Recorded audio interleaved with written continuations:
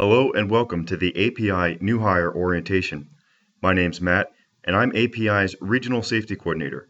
Let's take a minute to discuss some of the company's safety policies. Let's begin with our mission statement. We are a family of professionals driven to perform our work, beginning to end, as promised. We value excellence and strive to preserve it. We hire wisely and mentor for the future, taking more from our work than a paycheck. As a team, we work safely, conquer challenges, and accept responsibility for ourselves and those around us. We live by our values. Our results sell themselves. API Construction deploys considerable resources to its employees by providing them with time to pre-plan work safely and by supplying equipment above OSHA's minimum standards in order to keep employees safe. API does this because it's both a good faith business practice and the responsible action to take. Our goal is to have everyone return home safely to enjoy life outside of work. In return, we ask that employees actively participate in our safety program by contributing during meetings and trainings, by identifying and correcting hazards in the work area, and by using all required safety equipment correctly. Together, we can safely produce an outstanding product for our client. By the end of this orientation, you will need to submit a photocopy of your driver's license or ID card, social security card, and completed sections 1 and 2 of the orientation packet. You should complete sections 1 and 2 during this presentation. Section 3 of the orientation packet contains all of the information from this orientation, in addition to important company information, and is for you to keep. If you want direct deposit, provide your superintendent with a voided check within 3 business days. STEPS 2.0 is a safety program API developed in 2006. After a year of research into accident investigations, API identified several key areas that were causing the most accidents and injuries company-wide. STEPS stands for Striving Towards Excellence and Professionalism in Safety. STEPS asks you to pledge the following. Number 1, I will not work on live systems or equipment. Number 2, I know that I will be held accountable for my actions. Number 3, I know that driving distracted is unacceptable. And finally, number 4, I will look out for the safety of myself and others. Since STEPS went live, API Construction's total incident recordable rate has decreased substantially each year. Prior to starting work, each crew will complete and sign a Job Safety Analysis, or JSA, listing the work task and location, the steps involved in the task, any hazards related to the work or location, ways to eliminate the hazards, and finally, any personal protective equipment required for the work. Note also, different locations may use similar paperwork called JHAs or PTAs. A JSA is required for every new work location or job task. API staff, craft, and management participate in a daily stretch and flex program at the start of each shift. Every team member is encouraged to participate to the best of his or her ability. Employees are also encouraged to stretch throughout the day as needed, especially during cold weather, to avoid injury. The video presentation at the end of this orientation will explain the importance of our stretch and flex program. The Stop Work for Safety program is designed to provide workers with the authority, responsibility, and obligation to stop work when an unsafe condition or behavior may result in an incident. You should stop work whenever conditions or behaviors threaten the safety of people, property, or the environment.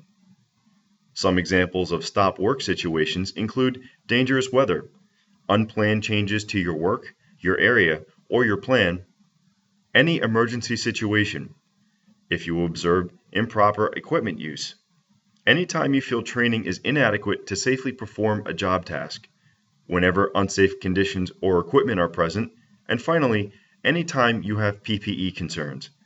As with anything, if you have any questions, contact supervision. API Construction is a strong advocate of those employees who have been injured on the job. The company utilizes a return-to-work program to assist those employees by accommodating transitional or modified work duties whenever possible in order to get the injured employee back to work as soon as possible. The Globally Harmonized System, or GHS, is a method of identifying physical material hazards. This system was put into place in the United States in 2009 and has since become the international standard. GHS pictograms are used to visually identify hazards. Take a moment to familiarize yourself with these symbols.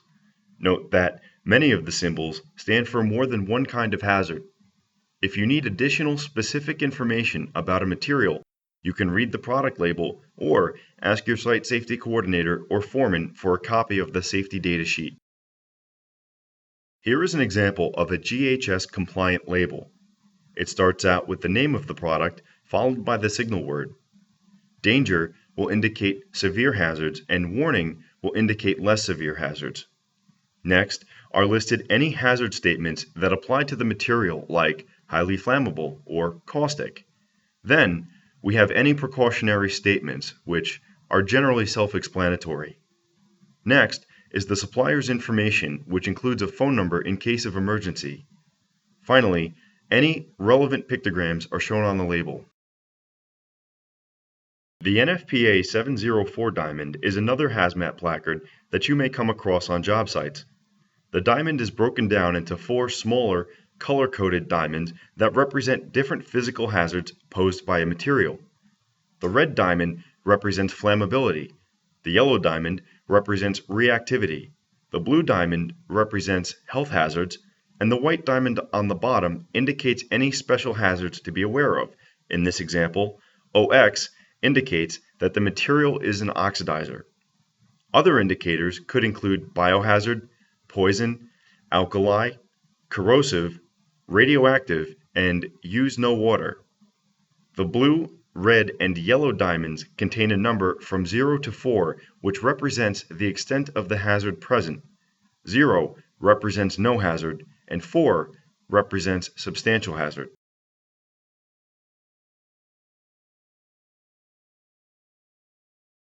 The Hazardous Materials Identification System, or HMIS, is another way material hazards are indicated. HMIS labels, pictured on the left, rate health, flammability, and physical hazards on a scale of 0 to 4, 4 indicating a severe hazard, and 0 representing a minimum hazard. If an asterisk is placed next to the hazard level, like we see in this example, it indicates that repeated overexposure can lead to a chronic hazard.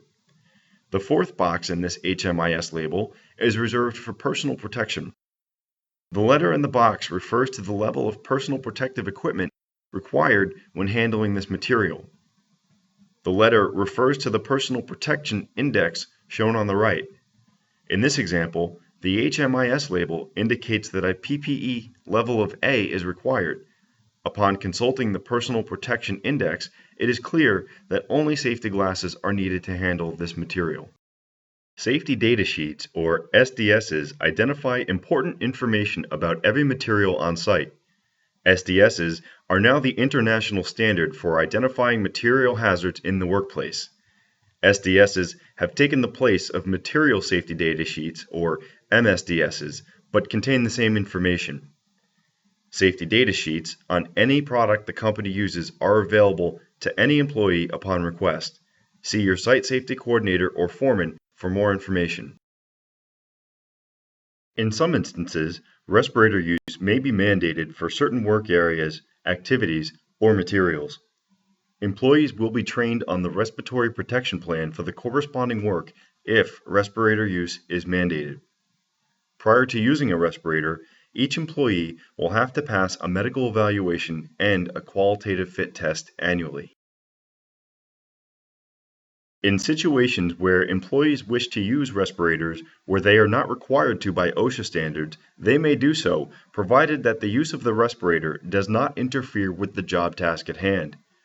If you wish to use a respirator, speak with your site safety coordinator or site superintendent. Respirators are an effective tool to protect against designated hazards when properly selected and worn. Respirator use is encouraged to provide an additional level of comfort and protection for employees even when not required by OSHA. However, If a respirator is used improperly or not kept clean, the respirator itself can become a hazard. If you're using a respirator, you must comply with the following. Number 1. Read and follow all instructions provided by the manufacturer on use, maintenance, cleaning and care, as well as all warnings regarding the respirator's limitations. Number 2. Choose respirators certified for use to protect against the contaminant of concern. NIOSH, the National Institute for Occupational Safety and Health, under the U.S. Department of Health and Human Services, certifies respirators. A label or statement of certification should appear on the respirator or respirator packaging. It will tell you what the respirator is designed for and how much it will protect you. Do not wear your respirator into atmospheres containing contaminants for which your respirator is not designed to protect against. For example, a respirator designed to filter dust particles will not protect you against gases, vapors, or very small solid particles in fumes or smoke. Finally, number 4, keep track of your respirator so that you do not mistakenly use somebody else's. It is the responsibility of each employee to read and understand the general conditions of employment listed in the employee hiring packet. Direct any questions to site supervision. API Construction Company performs the following drug and alcohol tests: pre-employment, post-accident, reasonable suspicion, random, and follow-up. By signing the Statement of Understanding in Section 2 of your new hire packet, you are agreeing to the following terms. Number 1, you may be tested for drugs or alcohol at any time. Number 2, confidential documentation may be distributed for administrative or legal purposes. Number 3, a drug or alcohol test refusal is the same as a positive result. And number 4, a positive test will result in disciplinary action.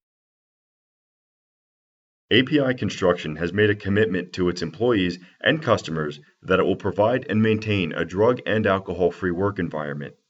The use of drugs or alcohol in API Construction and affiliate workplaces poses a serious threat to the safety of our employees, compromises the quality and reliability of the products and services we owe our customer, and jeopardizes the protection of property. With this in mind, the following are prohibited: the use, possession, distribution, or sale of drugs, alcohol, or drug paraphernalia, being under the influence of drugs or alcohol, the use of drugs or alcohol that would impair work performance or safety, and the use of drugs or alcohol that would result in a positive drug or alcohol test. Violation of these terms will result in disciplinary action. Discrimination or harassment based on any of the following criteria is grounds for immediate termination: pregnancy, childbirth or related medical conditions, race, religion, color, ancestry, physical or mental disability, medical condition, marital status, age, sexual orientation, veteran status, family care status, and any other basis protected by federal, state, or local law. API Construction's safety disciplinary policy is a three-tiered system consisting of minor violations, intermediate violations, and major violations. Minor violations are used as coaching opportunities to correct little mistakes such as improper PPE use or storage. Intermediate violations come after more serious offenses or repetitious minor offenses and result in suspension. Finally, API reserves the right to terminate on the spot any employee who commits a major violation, such as violation of lockout-tagout or violation of the Fall Protection Plan. This system is in place to maintain a safe working environment for all employees. API Construction Supervision will discuss safety, quality, productivity, and employment issues with employees. This may include the job steward and/or business agent if available. Employees are subject to disciplinary action, including termination. Any employee that is terminated for violating an API construction or site safety policy may be ineligible for future employment. API Construction's attendance policy is listed here. If you plan to take time off, make sure to clear it with the site superintendent at least 7 days prior. Please note that for cases of apprenticeship class, jury duty, sick leave, and military duty, documentation must be submitted to management in order to excuse the time off. Also note that employees are allowed 2 hours of excused absence to vote on election days. In this case, it is recommended that employees use the 2 hours at the end of the shift. Employees are required to notify supervision of their absence. If an employee accrues multiple unexcused absences in a 30-day period, that employee will receive a written warning and additional training on the policy. Additional unexcused absences or dropping below the company attendance goal of 95% will result in disciplinary action, including termination. Excessive unexcused absences will also result in termination. Employees who are terminated for a violation of the API attendance policy will not be eligible for rehire for 6 months from the date of termination. All related disciplinary action will be reported to the project and employee home business managers and the corresponding international union vice presidents. API Construction wants to set its employees up for success. In order for us to do that, we provide all personal protective equipment to each employee. Some job tasks require specific PPE and training. Regardless of the job task, all employees are required to wear the following general PPE: blue hard hat, foam-lined safety glasses, high-visibility outer clothing or orange welding jacket, job-appropriate gloves, and ankle-high leather work boots with a substantial sole. Job-specific PPE may include a face shield, goggles, hearing protection, long-sleeve shirts, respirators, fall protection, knee pads, or any combination thereof. It is your responsibility to maintain the PPE you are issued. If you have any questions or feel you need additional PPE, contact your site safety coordinator or foreman. Due to the nature of our work, extra eye protection is often necessary. This chart lays out some common work applications with the required PPE. Take note that both goggles and a face shield are required whenever you are cutting, grinding, or removing insulation. Goggles are required when applying insulation above eye level, using compressed air to clean, or when sweeping fine particulate that could become airborne. Foam-lined safety glasses are required to be worn underneath welding hoods when welding, and goggles are required when grinding or cutting while wearing a welding hood. Out-of-service tags should be attached to equipment, tools, and machinery that are not safe to operate. If you see such a tag, do not use that piece of equipment. Removing an out-of-service tag without the direct permission of the person who tagged it will result in disciplinary action. If you need to move a piece of machinery that has been tagged out, contact the person named on the tag and come up with a plan. Lockout-tagout is used for isolating energy on systems that are being worked on to protect workers and equipment. Every employee who is working on a tagged-out system is assigned a lock and a key. The crew attaches their locks to the lockout device so the system cannot be energized, pressurized, or operated while it's being worked on. Once work is complete, each employee removes his lock so the system can then be brought back online. Any employee found compromising a lockout-tagout system will be terminated immediately. Manipulating a lockout-tagout system without authorization could cause death, serious injury, or property damage. Much of the work we perform involves the use of scaffolding, whether it be provided by API or another subcontractor. Because of this, it is very important to understand the scaffold tagging system that is specific to your site. All API scaffolding is tagged as follows. All access points to scaffolds must have a scaffold tag holder attached to it. The holder by itself, with no card in it, is considered red tagged. That is, the scaffold is incomplete and therefore dangerous to use. A red tagged scaffold is not to be used under any circumstances. A yellow tag indicates that the scaffold may be used, but only with strict adherence to the fall protection rules listed on the card. Green tags indicate the scaffold system is complete and does not require the use of fall protection on the platform. However, personal fall arrest may be required to access it. Each scaffold system must be inspected and have its corresponding cards signed off by a competent person before the scaffold may be used. If a green or yellow tag scaffold is not inspected for the shift, it is considered a red tag and may not be used until a competent person inspects the system and signs the card. Always read scaffold tags, even green ones, to see if there are any special instructions or hazards to be aware of. Also note that other companies' scaffold systems may require fall protection on some green-colored scaffolds. Finally, API scaffolding can be used as a fall protection anchor point. Verify scaffold tie-off procedures before doing so.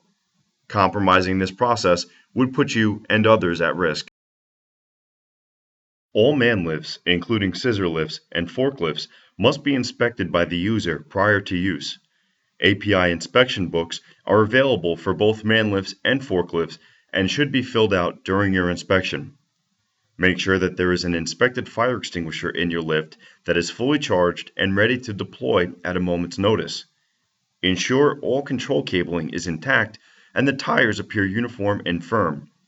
Always check hydraulic fluid and oil levels in lifts along with the fuel. Operating a lift that is low on fluids could cause significant damage to the lift. Inspect your fall protection prior to donning it. Make sure each employee has his own anchor point. It is API's policy that any employee operating a lift at any height must be tied off using a retractable lanyard. Always account for environmental factors that may make lift operation difficult. Clear ice and snow from the controls and perform a proper lift function test prior to use. Finally, if you are in a tight spot, use a spotter to help guide you safely. Some sites require the use of spotters anytime the lift is moved. Make sure you know what your site's requirements are because you will be held to them. If you do not know, ask. Prior to beginning work, lift operators will fill out a hazard map located on the counterweight of boom lifts. This map will be used to identify and document environmental hazards surrounding the lift operation. Indicate pinch points, holes, pedestrian walkways, and other hazards on the map in the white space provided using a dry erase marker. At the end of the shift, the map will be wiped clean so a new plan can be drawn in on the next shift. Each time the lift changes location, the map will need to be updated to show an accurate view of the hazards present. On June 9, 2014, two Boilermakers from another contractor parked a 60-foot JLG boom lift inside the unbarricaded turning radius of a nearby crane. The craftsman then boomed the work platform up and out to weld on a piece of duct not seen in this photo. While their backs were turned, the crane rotated to make a pick, causing the counterweight hookup on the back of the crane to strike the boom of the lift, tipping it over. The boom lift tipped over but was caught by a nearby accessory counterweight that was being stored on the crane pad for a later pick. The basket was caught high enough off of the ground that the Boilermaker's fall protection was able to deploy correctly without them hitting the ground. If that counterweight wasn't positioned perfectly, both of those Boilermakers could have been killed. Instead, both returned to work. A chain of failure made this scenario very real. The crane was located in a central part of the job, in view of every single person working on site. Nobody said anything about the crane not being properly barricaded. Had one person in the chain of failure spoken up and addressed the issue, the chain would have been broken and this near-death experience would have been avoided. The moral of the story is, if you see something that looks wrong, question it. Don't assume that someone else is taking care of it. All flammable materials, including aerosol cans, must be stored in a blast locker with secondary containment. Flammable materials must be labeled accordingly. Containers that have missing or illegible labels must be properly discarded. An appropriate fire extinguisher must be located in the vicinity of the blast locker. Fuels may only be stored in approved metal containers with spark arresters and auto-closing valves. Plastic containers are prohibited. Safety data sheets are available for all materials kept on site. Propane tanks must be stored in cages with proper flammable signage whenever not in use. A fire extinguisher must be readily available wherever flammable materials are being stored. In the event of an emergency, follow the corresponding site procedure. Your site safety coordinator or site superintendent will review these procedures with you. Notify your supervisor of any injuries, property damage, or near misses immediately. Failure to do so will result in disciplinary action. Red rope or red danger tape is used to isolate an area that could pose a danger to other workers. These areas are called danger zones because an employee who is not working directly with the crew performing the work inside the danger zone may not be able to identify the hazards present. Danger zones are required to be set up anytime overhead work is being performed where a dropped tool, material, or slag could harm another employee. Red rope may not be used in lieu of hard barricades, especially in areas where fall protection is required. Employees may not cross into other crews' danger zones without communicating with the crew each time the zone needs to be entered. Employees who violate this policy will be subject to disciplinary action.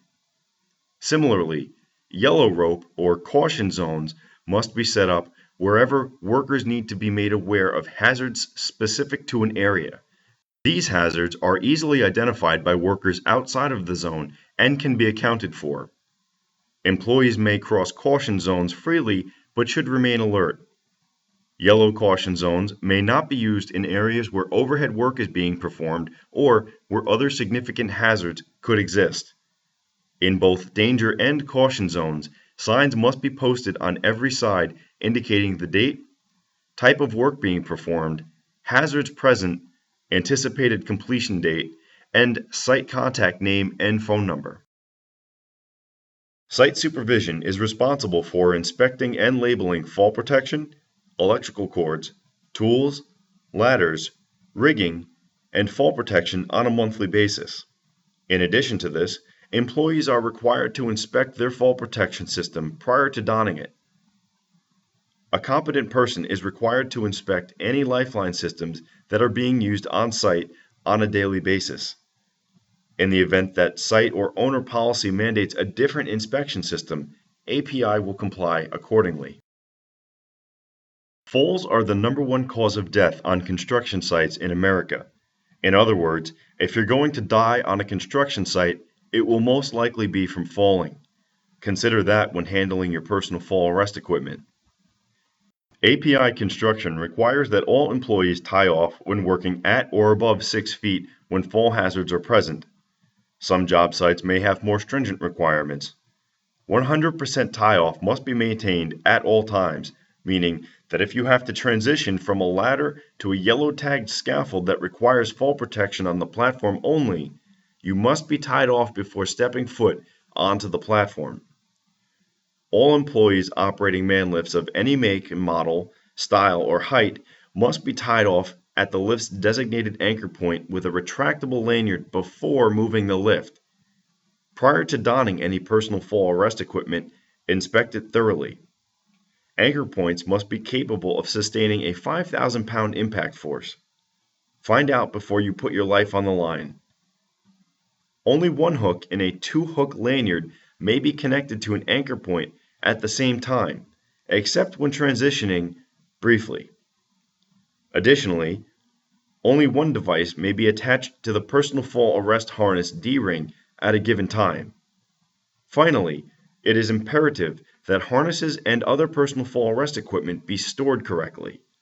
Personal fall arrest systems must be hung up in brake trailers or designated areas where they can be kept clean and dry. Personal fall arrest equipment may not be stored in gang boxes or where it may come in contact with sharp edges or blades. Prior to use, inspect retractable lanyards along with the rest of your personal fall arrest equipment. To perform a retractable lanyard inspection, check that the hook has a functioning dog clip that automatically snaps shut when released. If the retractable is equipped with a shock absorber, ensure that the rubber envelope surrounding it is not damaged. Check the length of the lanyard for cuts, nicks, and burns. Check that the label on the retractable is visible and not painted over or missing altogether. Finally, check the carabiner for defects. Make sure it snaps locked when released. If any components of the retractable lanyard are not functioning or appear questionable, consult your site safety coordinator or foreman. Damaged fall protection should be destroyed if it cannot be repaired to prevent it from being used by another employee. Fire extinguishers are required in all man lifts, forklifts, site vehicles, and within 25 feet of any hot work being performed. Fire extinguishers must be inspected by the lift operator when in a lift or by the crew performing hot work.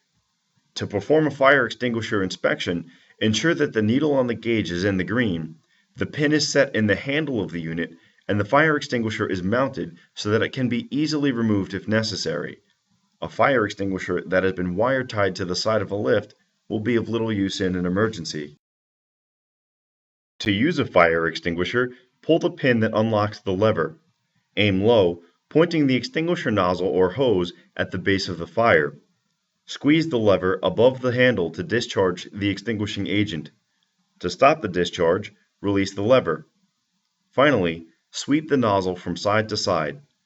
Moving carefully towards the flames, keep the nozzle aimed at the base of the fire and sweep back and forth. Smaller fire extinguishers will only last a few brief seconds, so make sure to take careful aim before deploying the fire extinguisher. If it is not safe for you to operate a fire extinguisher, do not. Under no circumstances are employees required or expected to fight fires. Fire extinguishers are provided to give employees a safe means of evacuation in the event of a fire. Never attempt to enter any area that might be immediately dangerous to life and health. All employees are required to inspect and maintain their PPE throughout the job. Working without PPE or with non-functioning PPE is not acceptable. Every employee who comes through this orientation has lessons learned stories. Our goal is to prevent learning any lessons the hard way on our jobs. One of the ways we can achieve this is by ensuring that our PPE is in proper working order and by saying something if a coworker's PPE needs to be addressed. Environmental hazards pose different risks to employees in different areas. In the north, bitter cold winters can cause frostbite and hypothermia. In the south, sweltering heat can cause dehydration and heat stroke. Be familiar with your job site. Know your body's limitations. Stay hydrated in both the hot and cold weather.